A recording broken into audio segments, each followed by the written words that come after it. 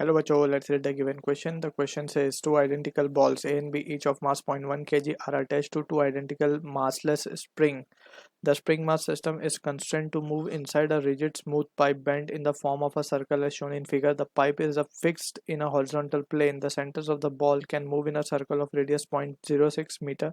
Each spring has a natural length of 0.06 pi meter and spring constant as 0.1 Newton per meter. Initially, both the balls are displaced by an angle theta equals to pi by 6 radian with respect to the diameter PQ of the circle as shown in figure and released from rest. So, we need to find the calculate the frequency of oscillation of ball B. So, to understand this question, we need to understand about the concept of SHM of a body, SHM of bodies in absence of external force. In absence of external force. So let's suppose we have a system of two blocks, ठीक है, and these blocks are resting on a smooth surface. एक block है m1 मास का, एक दूसरा block है m2 मास का, and both are placed at a smooth surface and एक spring से connected है दोनों, having spring constant k. Now अगर हम इस spring को compress करके छोड़ देंगे, so we can see कि जो internal force होगी that will be due to spring, ठीक है ना, तो that is an internal force not external. So we can say अगर हम उसको कंप्रेस करके स्प्रिंग को छोड़ देते हैं, so we can say it will start oscillating, right. And we have to be careful कि जो स्प्रिंग फोर्स लगाएगी that is an internal force not external, ठीक है. So external force will be zero in this case, ठीक है. Now further we can see, हमें पता है कि अगर external force is zero, so we can say जो एक्सेलरेशन होता है सेंटर ऑफ मास का will be at rest, right. We can write ACOM will be zero. So दो कंडीशन डेवलप हो सकती हैं यहाँ पे, either it will be moving with a constant velocity or it will be at rest.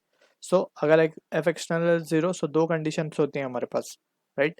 That is we know dp by dt is equals to zero, यानी linear momentum का जो rate है वो zero हो जाएगा.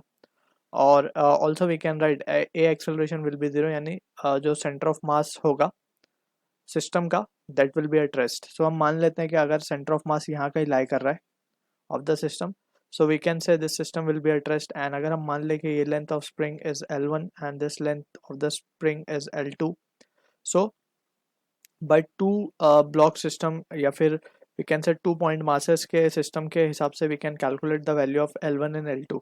So L1 को हम क्या लिख सकते हैं, L1 can be written as M2L upon M1 plus M2. Since हमारे पास दो equations है, हम यहाँ पे लिख देते हैं equations, that is L will can be written as L1 plus L2, and second equation we know के for 2 point mass system M1 L1 will be equals to M2 L2.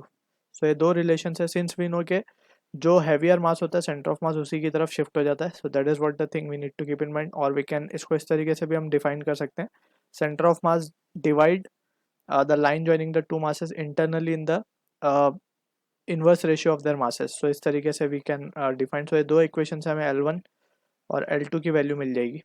So ये values आएंगी हमारे पास, इस तरीके से आ गई values. Now we can say ये result we will be using to solve this question.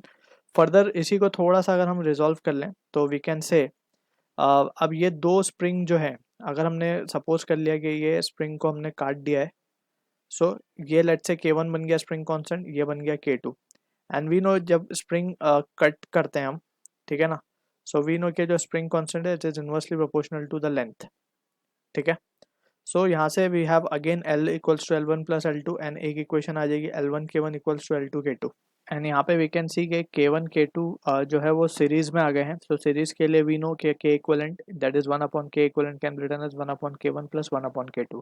तो यहाँ से we can have the value of K1 as KL upon L1, right. And similarly K2 की वैल्यू भी हमें मिल जाएगी. सो यहाँ पे L की वैल्यू अगर हम सब्सटीट्यूट कर दें, L1 की value to be precise, so L1 क्या मिला हमें, M2 L और ये आ जाएगा ऊपर M1 प्लस M2. तो यहाँ से L cancel, so this will be the result of K1 हमें मिल रहा है. ध्यान से देखें तो K M1 plus M2 upon m2. So from here we can say, since this individual springs of spring constant k1 and k2 are oscillating individually, we can say, and center of mass को तो rest पे ही होना है. So that is what we have considered the thing over here. So यहाँ से हम क्या लिख सकते हैं, जो टाइम पीरियड होगा, या फिर एंगुलर फ्रीक्वेंसी को हम क्या लिख सकते हैं, angular frequency can be written as √k/m, and to be precise it can be either written as k1/m1 और k2/m2. तो अगर हम k1/m1 लिखें इसको, तो ये वैल्यू आ जाएगी हमारे पास. k1 क्या मिला है हमें, we have calculated it as to be k m1 plus m2 divided by m1 m2. So ये अगर हम ध्यान से देखें, so it is the value of reduced mass, right? So ये आ जाएगा k upon mu, जिसको हम reduced mass कहते हैं. So this is how we can use this concept, since we can write m1 m2 upon m1 plus m2 is nothing but the reduced mass that is denoted with mu. So ये result हम यहाँ भी use करेंगे, and we'll try to analyze the situation. Just we will say कि let's suppose ये system का अगर center of mass मान लेते हैं हम इस line पे है, इन दोनों springs का कुछ इस तरीके से यहाँ पे center of mass lie कर रहा है. सो वी कैन सी के फर्स्ट ऑफ ऑल तो ये दोनों ही स्प्रिंग को हम एक मान लेते हैं के इफेक्टिव बना के. के effective since both the springs are connected in parallel, so for parallel combination हम इसको लिखेंगे k1 plus k2, and both the spring are been given as identical. So ये हो जाएगा 2k, right. So since springs are in parallel connection, ठीक. तो ये मिल गया हमें. अब हमें m1 m2 ये सेम कंसेप्ट यहाँ पे चलेगा. जस्ट हम इसको मान लेंगे कि ये जो स्प्रिंग है हमारा, ये जो पूरा के इफेक्टिव यहाँ पे था, ये इसको हम के इक्विवेलेंट मान लेंगे, और इस तरीके से सिचुएशन हमारे पास आ जाएगी, ठीक है. And further if we analyse the things, equation हमें यही मिलेगा, omega will be under root of k m1 plus m2, and to be precise it will be 2k, ठीक है ना. यहाँ पे k था, हमें के इक्विवेलेंट मिला है 2k, तो that has to be taken into consideration divide by m1 m2. बस यही सेम चीज़ आएंगी. तो हम क्योंकि वी कैन सी, सो यहाँ पे just we have to substitute the value, and we have to be careful के ये जो इक्वेशंस हमने लिखी हैं, सिंस यहाँ पे पैरेलल कनेक्शन में था तो के इक्विवेलेंट k1 प्लस k2 आया. यहाँ पे जो हमने इक्वेशन लिखी थी वो सीरीज कॉम्बिनेशन था दोनों स्प्रिंग का. So in that sense we have series combination में हमें पता है equation will be k equivalent can be written as 1 upon k1 plus 1 upon k2, और उसकी मदद से we have calculated k1 and k2, ठीक है. जस्ट हमने k1 निकाल के यहाँ पे सॉल्व किया था. Similar will be the case for our case. तो हमने यहाँ पे ओमेगा हमें मिल चुका है, just we have to now put the values of m1 m2 and k. So यहाँ पे अगर हम देखें ध्यान से, सो वी कैन से m1 हमें गिवन है, दोनों का मास सेम है, यानी कि 0.1 प्लस 0.1 विल बी 0.2, 0.2, एंड ये 4 हो जाएगा 0.4 इंटू के.